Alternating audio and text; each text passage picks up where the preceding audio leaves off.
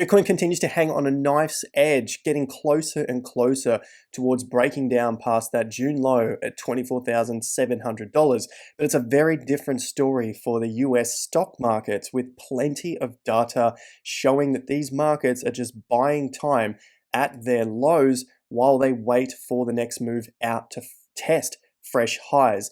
Let's have a look at that in today's video. But first, like and subscribe to your home of macro cycle analysis, where we study the past to forecast the future. And so far, things have been looking pretty well on track for the S&P 500 and for the NASDAQ. And I know that pains a lot of people when we say that here, but the data has shown that. The charts have shown that. All the while, we've been looking at these being the lows in the stock markets.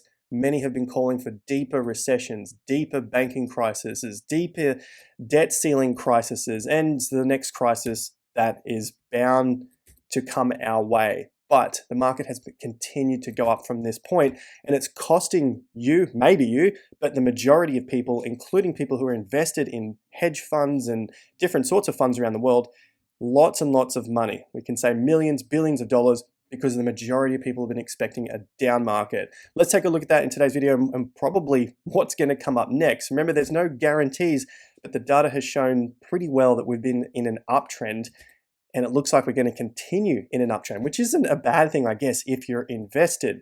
But I just wanted to make a quick shout out to the top of the video description. First link, click that, subscribe to our free newsletter. There's a trading guide in there, and you can get access to our free Discord. That's what it looks like. Name, email, you know the deal. And if you missed out on the discount for TI Premium, just let us know. You can go on there and shoot us a quick message and we'll give you the discount code there. All right, guys. So S&P 500, we have been continuing climbing up, looking at this as potentially being a significant low in August, yet we're still hearing calls of further and further downside. Now, from the lows, we had the inflation fears of June 2022, and around this time, it was very difficult to talk about the markets going up. So it's really important to pay attention to this sort of market sentiment at these lows in the market. And we're seeing that, well, we have seen it again a couple of weeks ago as we got that August low in. And the reason is it holds people out of positions because they're expecting lower and lower prices. Remember, our game is not to get the exact low. I'm not trying to buy the exact low, and I don't want to try and sell the exact top, because essentially you lose a lot of money trying to pick those exact points. It's basically just figuring out a good range, a range that meets your risk criteria and getting into the market. Sure, it can go against you. In many cases, you're not going to pick the low, so you have to expect that you're going to see some downside, potentially 4% there, or 8% if you're buying in May 2022. But when you look to the upside over the coming 12 months, depending on what sort of trader you are, there's a lot of potential. So I guess what's happened with each of these lows is that the majority of people are expecting lower prices, they're not getting into the market, and then they see the market go up without them, and then they buy higher because it's starting to run away, just in case it goes further, and then it comes back and they say it's going to go lower, it's going to go lower, it's going to go lower, and it doesn't.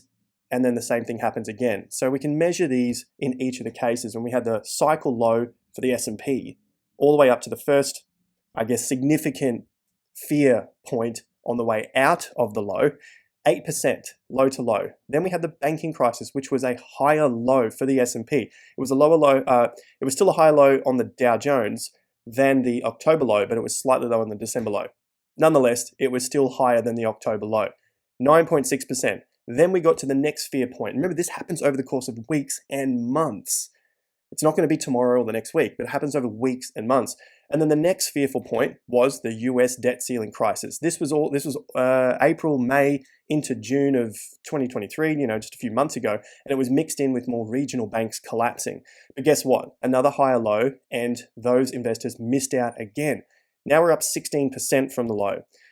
What we've just seen since the August low, so about 2 weeks ago now, we're up 24.2% from the low. And of course, this was mixed in with more of those fearful calls from the bears, you name it, crypto Twitter, crypto YouTube, media, you know how I always talk about all that sort of stuff. The same people who have been bearish this entire time are now saying, look, these markets could revisit 4,000, they could revisit 3,800, they could revisit 3,500. But you, if you know how to at least read a basic chart, and I suggest everyone does that, then you can start to see where those numbers are that they're calling for. And you can see that there has to be a lot of downside pressure for the market to get to those points. Now, yeah, I still see many comments from people saying, well, these markets do have to go that far because of many, many reasons. And so there were several reasons in the previous video in the comment section. And I pay particular attention to that because people are still fearful of these things. Sticky inflation, the market not printing, or the US not printing. And then they say the US is printing. So it depends on which way the media is calling it for that time in the cycle. We have fears of China. We have fears of house prices. We have fears of the next interest rate drops and also interest rate increases. None of this stuff matters when the chart looks like this. I'm not saying it doesn't matter altogether. Know what's going on. But if the price chart is going up higher and higher lows, then why are we still focusing on all of these other points as actual investors who are putting money into the markets and trying to figure out when the best time is? Why are we worried about these things when they have been there the entire time, yet the market keeps making higher lows? Even a beginner can draw higher lows on a chart. Yeah, I guess they're saying, well, the market could just come back down and collapse and break all these lows. It could, but the probabilities are saying it's not likely going to happen. And that's what we're going to look at even further in today's video, along with the rest of the videos that we've put out on the channel over the last several months and years as to why it's not happening. For the NASDAQ, same sort of thing. If you just want to measure those, this is even worse for people who haven't gotten into these markets. From the low, 2.5%, to the banking crisis low from the cycle low, 12.6%, to the debt ceiling crisis low, 22% already. Okay, so this is just like a nice, easy support and resistance line drawn across there, along with the TIA Gann swing indicator. Yep, that's a little shill there. That's for our indicator. We have developers working on that. It's a fantastic tool to use for your trading and investing, whether you're short-term, long-term investors. It helps a lot, and you can use it across multiple different time frames to let you know where we are in the trend. Higher highs, higher lows at a click of a button. It's really, really simple. So we get into the next high low here, the debt ceiling crisis, 22%, and now to the August low, which potentially could be the low.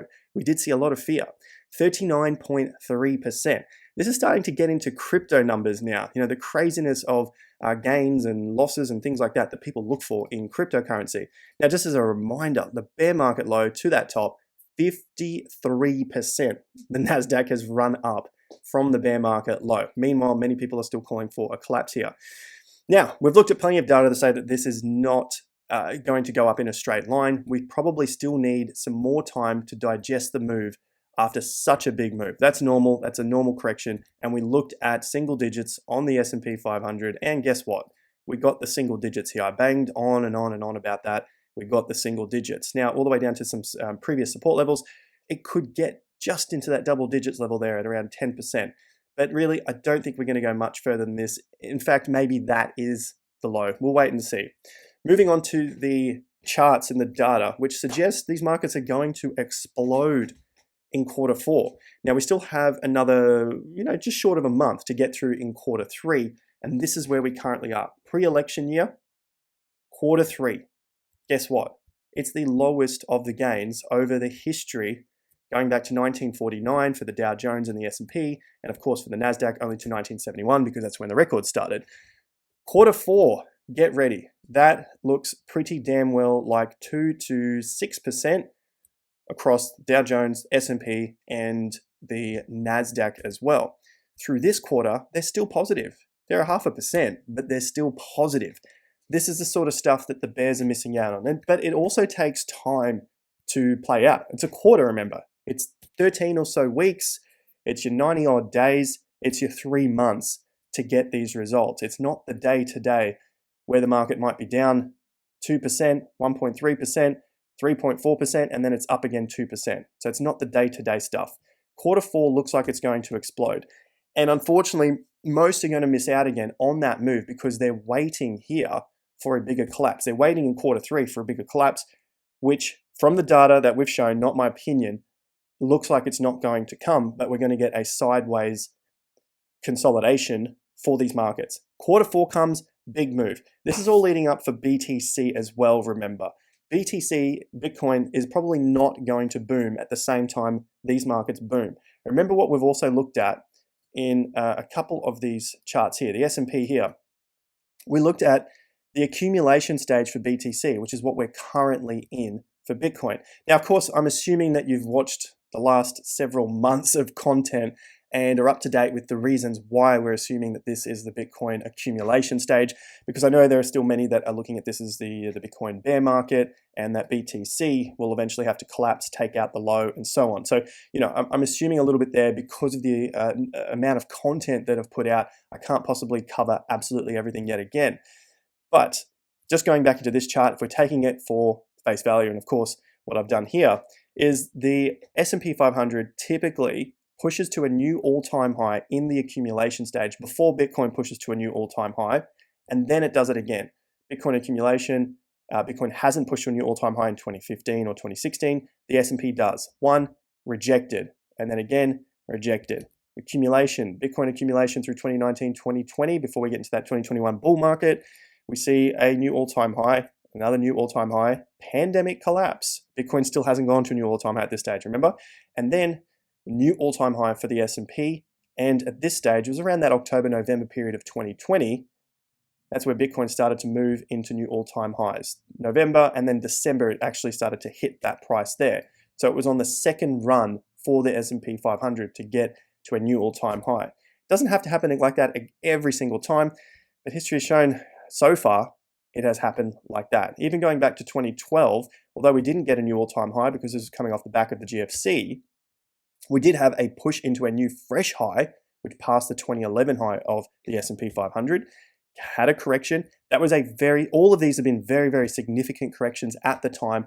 Lots of fear, lots of emotion in the market for any investors, traders, mum and dads, retails, all those people on the sidelines. But when you look back, that really doesn't seem like such a big correction. But at the time, very emotional. So be prepared for that emotion if we start to get a push past into new all-time highs for the S&P and for the NASDAQ, which I suspect is going to happen within the next 12 or so months, possibly sooner, possibly towards the end of this year or Q1 of 2024, looking towards those prices, and then a pullback. And then on that second attempt, probably later in 2024-ish, that's possibly when we start to see Bitcoin go on its next big run. And that works out with a lot of our timing aspects for these runs. So we've looked at this for BTC in terms of the timing for that sort of retail bull market. That's when the hype comes into it. That's when people think the bull market is on.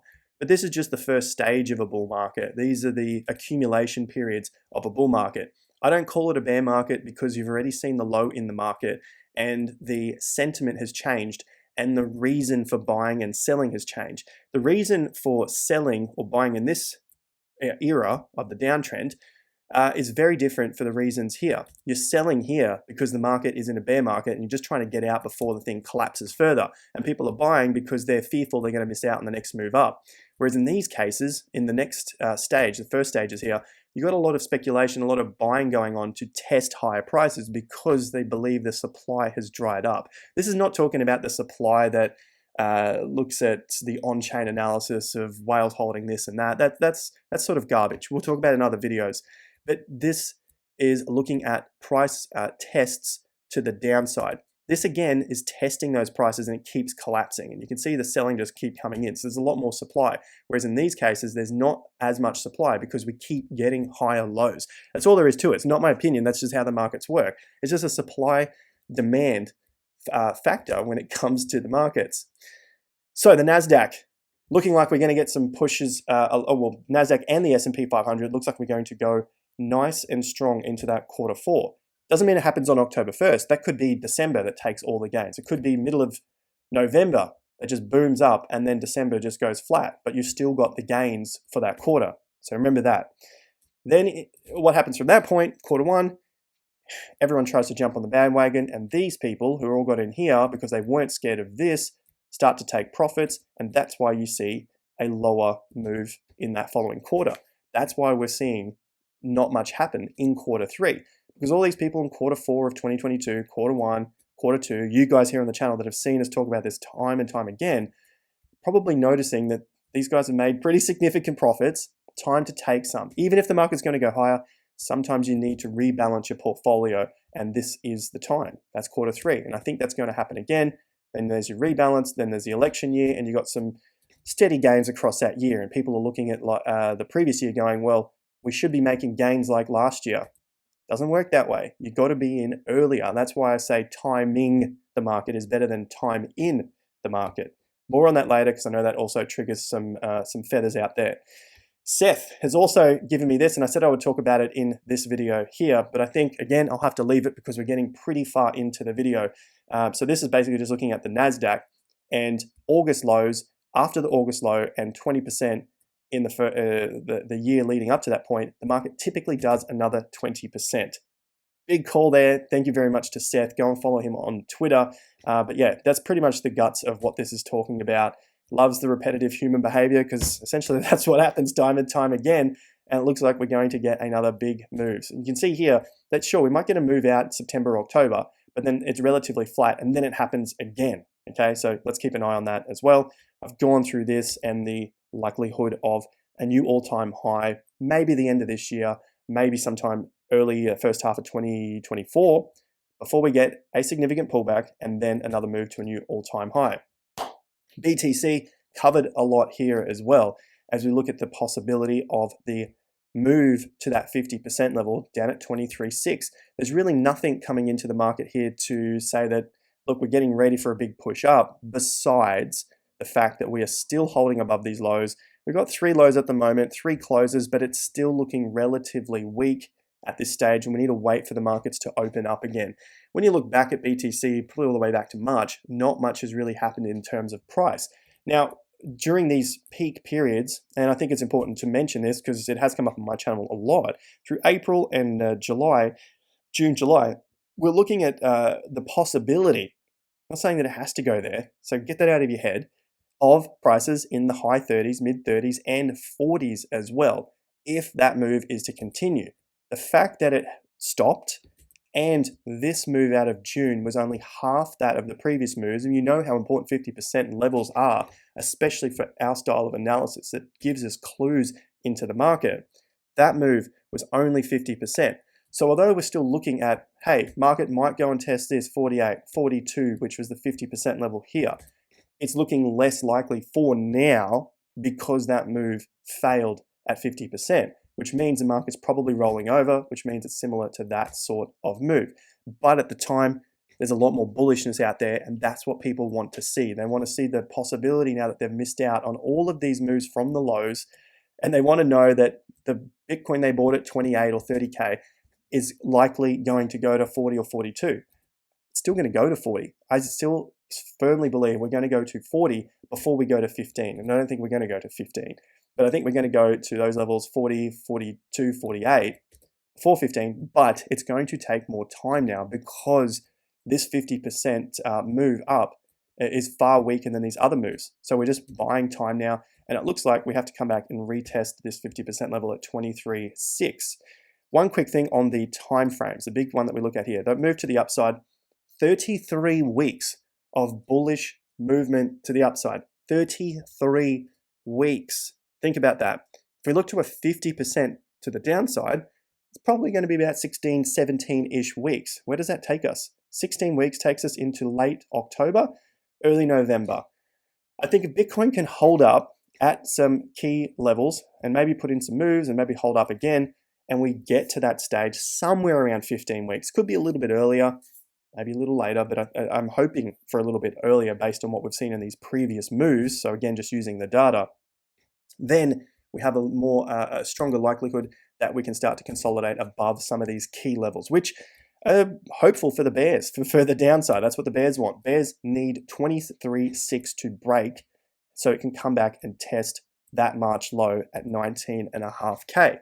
But for now, things are slowly grinding away. We're still buying more time. In terms of time, where we currently sit from this week to that late October is approximately 8 weeks away, so about 2 months, which all lines up with what we've gone through in the previous analysis on the S&P and the NASDAQ, the US stock markets, because potentially we need a little more time to buy there before they start to get their move, and Bitcoin might just drag and hold its ground through that period before they start to get their move on. And that might help Bitcoin over the course of the next 3 to 6 months. So that's what we're looking at there for BTC. I've got plenty more to cover on the real estate cycle, like I mentioned in the previous video, as we are approaching new highs for real estate home prices in the US, despite all the fear. This is the data coming from Case Shiller. If you don't like them, take it up with them. But this is approaching new highs, and we are getting into that era of very easy money. Crazy as it sounds, I know. Let me know in the comments section your thoughts on that, but the cycle is up. There's nothing I can do to stop it. But if you prefer fear porn and you want to hear about things going down, there's plenty of channels that do that as well. Like and subscribe. Link in the top of the video description if you missed out on the TI Premium sale. Subscribe to our free newsletter and trading guide and everything else on this one link. Appreciate your support. I'll see you from Greece in the next video. Until then, you know what to do. Peace out.